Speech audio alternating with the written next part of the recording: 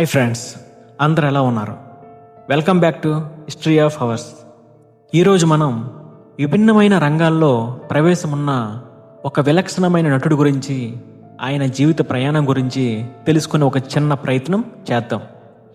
నవ్వు ఒక ప్రపంచ భాషను నమ్మి కేవలం హావభావాలతో ప్రపంచాన్ని నవ్వించిన అద్వితీయ నటుడు చార్లీ చాప్లిన్. ఆయన జీవితం ఒక కళాకారుడి విజయగాథ మాత్రమే కాదు, ధైర్యం, సానుకూల దృక్పథం, సృజనాత్మకతలతో నిండిన వ్యక్తిత్వ వికాస పాఠం. దుర్భర పేదరికంలో జన్మించి పట్టుదలతో ఎదిగి ప్రపంచవ్యాప్తంగా కోట్లాది హృదయాలను గెలుచుకున్న విజేత చార్లీ చాప్లిన్.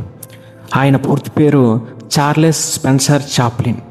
1889 ఏప్రిల్ 16న లండన్లో జన్మించారు. బాల్యంలోనే తండ్రిని కోల్పోయి తల్లి అనారోగ్యంతో బాధపడుతుండడంతో చాలా కాలం అనాథాశ్రమంలోనే ఉన్నారు.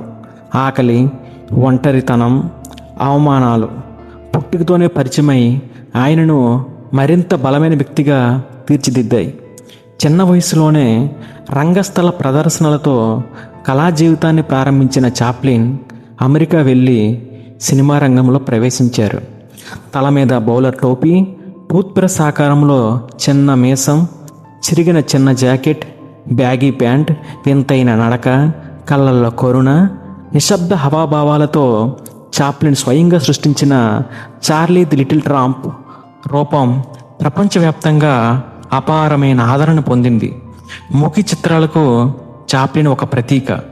ఆయన సృష్టించిన సిటీ లైట్స్, మోడర్న్ టైమ్స్ ప్రపంచ సినిమా చరిత్రలో క్లాసిక్ చిత్రాలుగా నిలిచాయి.